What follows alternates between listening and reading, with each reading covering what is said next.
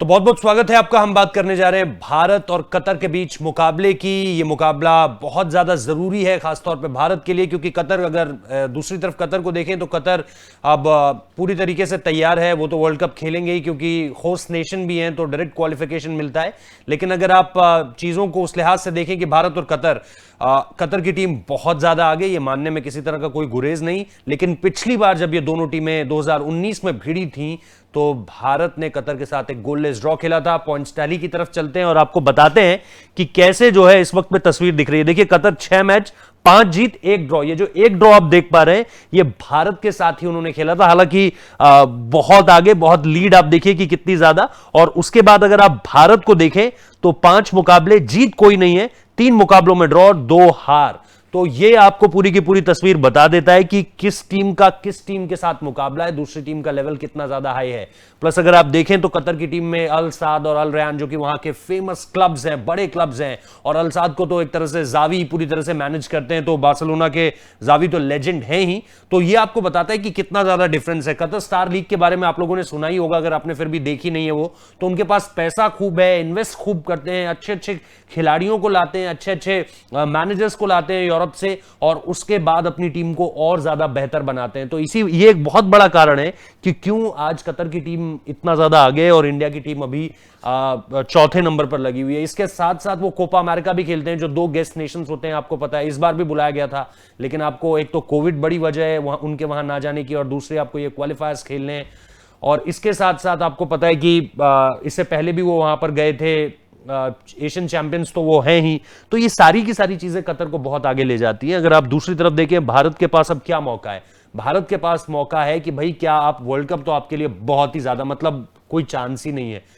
दूसरी तरफ आप देखें कि दूसरा ऑप्शन क्या बचता है, आप एशियन चैंपियनशिप खेल सकते हैं, जो कि चाइना में होनी है। उसके लिए ये आपका पूरा का पूरा दल जो है वो पहुंच रखा है। और उनको जो है सबसे बड़ी बात यह कि फिलीपींस के साथ जो उन्हें एक मैच खेलना था बिफोर आप इस मुकाबले में उतरते, वो कतर की गवर्नमेंट ने अलाउ नहीं किया। ना इन्हें फिलीपींस जाने दिया, ना फिलीपींस को इधर आने दिया। तो इससे क्या हुआ कि आप पूरे तरीके से जेल नहीं कर पाए। जो आप कहते हैं ना कि भाई 3 महीने से, पिछले 3 महीने से वैसे भी आपने कुछ नहीं खेला था। आप जो आखिरी मुकाबला खेले थे उसमें आप यूएई से हार गए थे 6-0 से, तो वो मुकाबला तो आप याद ही नहीं करना चाहते। आप चाहते थे कि भाई सुनील छेत्री जैसा खिलाड़ी हो, या इसके अलावा जो अभी आपके एएफसी चैंपियंस लीग खेल कर आए हैं उनका परफॉर्मेंस बहुत दिलचस्प होता अगर वो एक साथ जेल करते। लेकिन वो चीजें हो नहीं सकी। अब जो हो रहा है, लग रहा है, वो उसकी बात कर लेते हैं, क्योंकि स्क्वाड में आपके पास क्या है। अगर हम अगली तस्वीर पे आए और उम्मीद करें कि भाई ये, अगर आपका पीछे अगर आप गुरप्रीत को देखें, गोलकीपिंग की जिम्मेदारी उनके पास होगी। और इसके साथ साथ हालांकि धीरज सिंह का भी बहुत अच्छा परफॉर्मेंस रहा था एएफसी में, लेकिन मुझे लगता है फिर भी आप जो अपने सबसे बड़े नाम गुरप्रीत के साथ जाना चाहेंगे। इधर प्रीतम कोटाल हो गए, इधर संदेश झिंगन हो गए, इधर चिंगलिनसाना हो गए, और इधर आकाश मिश्रा हो गए। तो ये मुझे लगता है पीछे आपका पूरी की पूरी जो डिफेंसिव लाइन है, इसे ये संभालेंगे।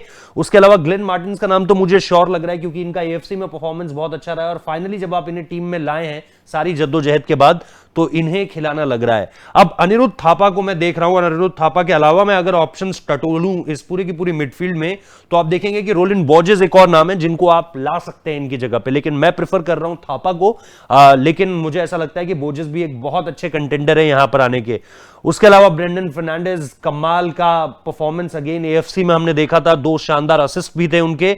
और फिर आप सुनील छेत्री को खिला सकते हैं, बिपिन को खिला सकते हैं, और फिर आपके पास जो एक ऑप्शन बचेगा वो मनवीर सिंह का बचेगा, जो आपके लिए, जिनके ऊपर जिम्मेदारी होगी पूरे तरीके से गोल दागने की। तो आपकी टीम मुझे लगता है कुछ ऐसी हो सकती है। लेकिन इसमें भी लोग ये कह रहे हैं कि सुनील छेत्री को खिलाना क्या जरूरी है, जहां पर आपको ये पता है कि भाई ये मुकाबला जीतना आपके लिए बहुत ज्यादा मुश्किल है। आप ड्रॉ भी खेल गए तो वो बहुत हाईली अप्रिशिएबल होगा। लेकिन क्या फिर आप ये करेंगे कि सुनील छेत्री को आराम दे दें, और आपको पता है कि अब आपको बांग्लादेश और अफगानिस्तान के साथ खेलना है, और वहां पर आपको 2 जीत, तीसरी पोजीशन अगर आपको मिलती है इस पूरे के पूरे ग्रुप में, तो फिर आप कहीं ना कहीं एएफसी के लिए क्वालिफाई कर रहे हो।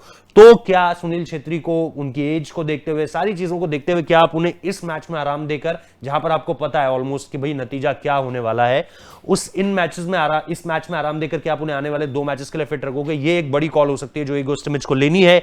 उनके नाम अभी तक 1 जीत है, उनका भी परफॉर्मेंस कोई बहुत खास नहीं रहा है, यहां पर डिलीवर नहीं कर पाते, तो आप देख सकते हैं कि शायद वो भी सैक हो जाए। तो लेट्स सी कि कैसा आज आज इंडियन टीम खेलती है, रात 10:30 बजे ये मुकाबला होगा, स्टार नेटवर्क पर आएगा ये मुकाबला। तो अगर आप लोगों को देखना है तो निश्चित तौर पर देखिएगा। फुटबॉल के तमाम जो भी फैंस हमारे साथ जुड़ते हैं वो जरूर देखिएगा इन मुकाबलों को।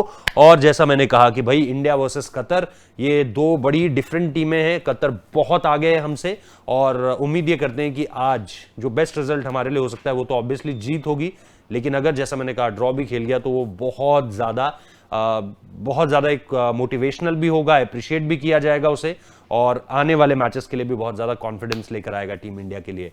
बहुत बहुत शुक्रिया इस वीडियो को देखने के लिए और अपने कमेंट जरूर कीजिए। बाकी यूरो का जो अगला प्रीव्यू है वो आज हम आपको वो भी आप तक पहुंचा देंगे। तो बहुत बहुत शुक्रिया इस वीडियो को देखने के लिए।